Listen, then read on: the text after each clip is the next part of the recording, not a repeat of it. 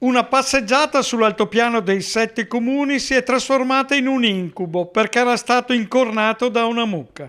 Il Tribunale Civile di Venezia ha riconosciuto un risarcimento di 114.000 euro a un escursionista di Favaro Veneto, oggi settantenne, travolto da una mucca durante un'escursione sul Monte Verena. L'incidente risale al giugno di 6 anni fa. L'uomo, insieme ad altri amici, percorreva il Sentiero della Pace CAI 621 quando il gruppo si è trovato davanti a una mandria. Dopo aver chiesto al Malgaro se fosse possibile proseguire, gli escursionisti hanno ricevuto il via libera.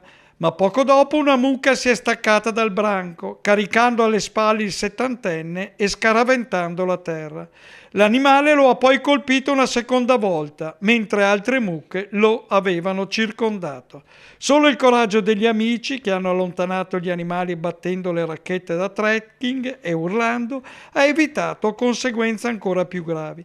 Il consulente del tribunale ha accertato un'invalidità permanente per l'escursionista del 22%. La giudice Francesca Grassi ha condannato la società agricola che gestiva l'alpeggio a risarcire i danni subiti dall'escursionista, quantificati in 114.000 euro.